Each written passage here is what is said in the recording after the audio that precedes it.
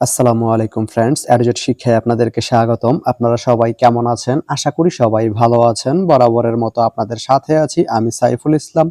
চলে এসেছি নতুন একটি ভিডিও নিয়ে। আজকে আমরা জানবো আপনি চিনকি আস্তানা থেকে সদর রসুলপুর যেতে কোন কোন ট্রেন রয়েছে, সেই ট্রেনগুলো ছাড়ার নতুন সময়সূচি, বন্ধের দিন এবং গিয়ে পৌঁছতে কতক্ষণ সময় লাগবে বিস্তারিত।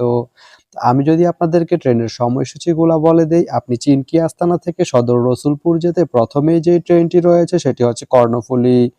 কর্ণফুলী ট্রেনটি চিনকি আস্তানা থেকে ছাড়বে সকাল 11টা 7 মিনিটে এবং এটি সদর রসুলপুর গিয়ে পৌঁছবে দুপুর 1টা 4 মিনিটে। এই ট্রেনটির কোনো অফ ডে নেই। এরপরে রয়েছে ময়মনসিংহ মেল। ময়মনসিংহ মেল ট্রেনটি চিনকি আস্তানা থেকে ছাড়বে সন্ধ্যা 6টা 38 মিনিটে এবং এটি সদর রসুলপুর গিয়ে পৌঁছবে রাত 9টা 20 মিনিটে। এই ট্রেনটির কোনো অফ ডে নেই। তো আপনি চিনকি আস্তানা থেকে সদর রসুলপুর যেতে এই দুইটি ট্রেনের যে কোনো একটি ট্রেন ব্যবহার করতে পারেন। তো ভিডিওটি কেমন লাগলো অবশ্যই কমেন্ট করে জানাবেন।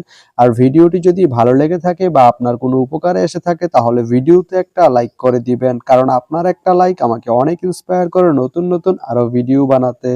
তো ধন্যবাদ সবাইকে ভিডিওটি এতক্ষণ ধৈর্য ধরে দেখার জন্য। ভালো থাকবেন, সুস্থ থাকবেন, অ্যাডুজেট শিক্ষার সঙ্গেই থাকবেন।